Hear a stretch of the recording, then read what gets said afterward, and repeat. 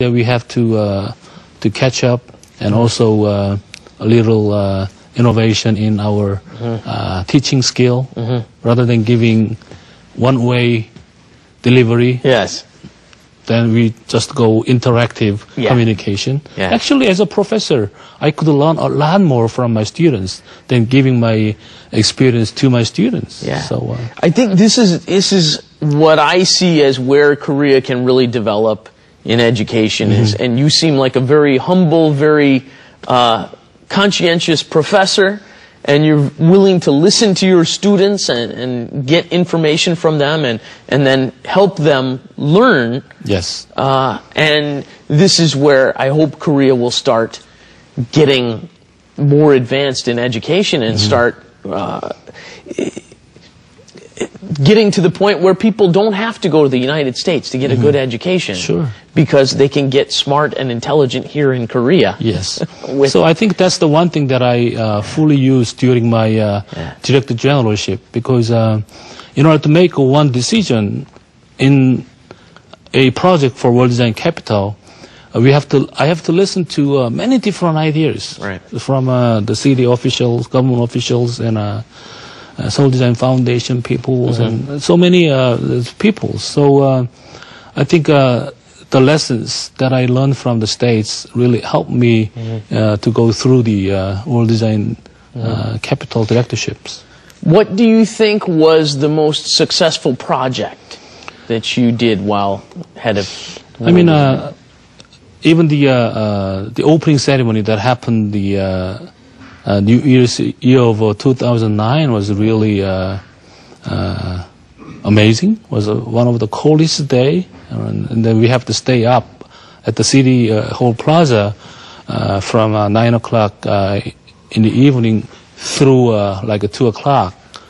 2 a.m. 2 a.m. Because at the moment of the New Year's, then we have to the announce and some celebrations. So most of the staff stayed there. It was cold. So it was December 31st, 2009. And I don't know how many layers that I wore.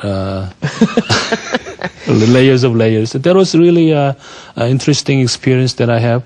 But the real, the projects that was really helped, not only for Seoul City, but also International Design Society, was World Design City Summits that happened the last year, February, 22nd and 23rd for 2 years. We had a 2-day conference at a Hyatt Hotel. I think that was the most successful the projects that we have done during World Design Capital. Okay. And what do you think was responsible? Do you think Cheonggyecheon was the major thing responsible for Seoul getting? No.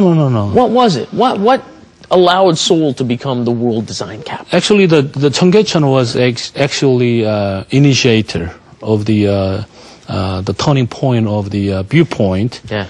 Before the Seoul or Korea actually was in development era. So all the perspective we have was efficiency, productivity, functional, basic functionality. Yeah. But by restoring the Cheonggyecheon, people's viewpoint has been changed from functional to emotional. Yeah. So because of the recovery of Cheonggyecheon, we lost a lot of productivity, efficiency. Still, I remember the time that I drove fast from lost productivity. I never thought of it that way. The fast speed. Sure. When I drive from the Dongdaemun to Samil building, right, to all the way to the Majangdong area, right, it's just a couple of minutes. Yeah. But after the Cheonggyecheon restoration, I needed to be patient to go through each traffic. So in a sense, we're losing some productivity, but in return for that, I learned a lot more. Yeah. That's natural environment. Right. You're willing to give up. Sure.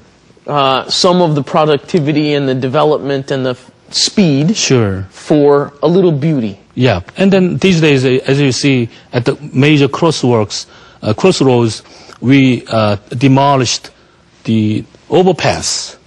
Yes. Especially in downtown Seoul area, most of the overpass hinders the view of Namsan views. Right. But by removing that, now we get the nice, beautiful Namsan. Yeah. We can see everywhere. So that's in a sense, we are losing one thing, but we are getting the other. So, but before, we always looking for one thing. Yeah. Productivity, speed. Fast, yeah, go. fast.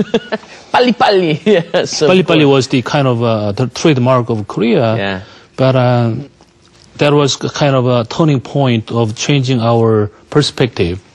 And then after that, we do a lot of things to upgrade the environments, so make the city more user-friendly, or walker-friendly, and bike-friendly, and all the signs is get a little more upgrade. Yes. So you have it is more visually pleasing to you, but also it's more functional.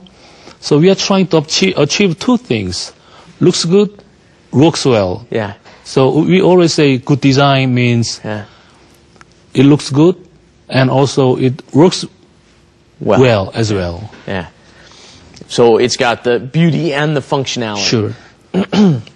Okay, I got a couple of things I really want to run past you. What about maintaining the history of Seoul? I got to tell you, my favorite thing, and most of my friends' favorite things, foreigners, what they love here is the markets, the 광장 시장, the 통인 시장. There's many little 시장, yeah. and many of them are being torn down. One of my favorites is 공덕역, 공덕시장. 공덕시장. It's going to be gone. I used to live there. Did you used to live there? Close there, yeah. I love that shit. And the 족발 over there is wonderful. But I hear they're going to destroy it. It's going to be gone. Do you think that we need to maintain some of these old things too? Or this is really a difficult decision. Yeah. It's that anybody can decide alone. Yeah. We have to go through long, tedious, but worthwhile process to compromise all stakeholders. And as I said, during the productivity era, we didn't think anything but productivity. right. So we destroy something to make a more